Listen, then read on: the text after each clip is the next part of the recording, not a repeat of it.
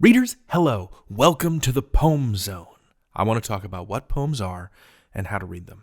So what I've got planned for y'all is that I'll talk through some poetry terms and then I'll read you a very short original David poem, TM, and then we'll use my poem as a kind of map. I'll mark it up like I'm giving you directions so you can find your way around other poems. But first, a couple of definitions. What's a poem? Good question. Big question. I've gotten into fights over this question. But a poem is art made out of words.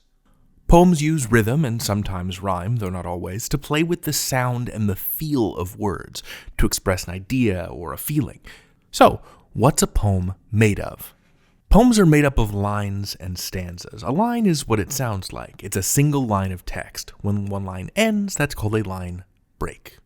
When you group a bunch of lines together, that's called a stanza. It's like a little paragraph. The stanzas are usually separated by blank lines, so you can easily see where one stanza ends and the next one begins. Some poems rhyme. Rhyme is when the ending sound of words at the ends of different lines match with each other, like in this little poem. I played baseball in the space mall. Baseball rhymes with space mall. But okay, now we have our basic poem components. A poem is made of stanzas, which are made of lines. Sometimes they rhyme. Let's take a look at my poem, which is called Egg Poem.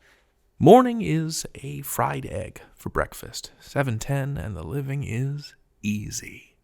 Morning is brushing your teeth, but forgetting the toothpaste. Turning the shower on way too hot, almost cooking yourself to a perfect medium. Morning is leaving shampoo in your hair by mistake, catching the bus but forgetting the backpack. Why does everything have to be so hard? So, part of finding your way around a poem is identifying its parts. Where are the stanzas here? How many are there? There are 3. You can tell because there are these 3 chunks of text with these spaces in between them. That's what stanzas tend to look like. And you can see what I, the poet, did here. Each new stanza begins the same way. Morning is. Morning is. Morning is. The structure repeats, but morning is a different thing each time. So let's look at how the idea of morning changes in each stanza. In the first stanza, morning is easy. And the speaker, that's the voice that narrates the poem, eats a tasty egg. In the second stanza, things start to go wrong. The speaker forgets the toothpaste when brushing their teeth, and the water's too hot. And notice the last word, medium.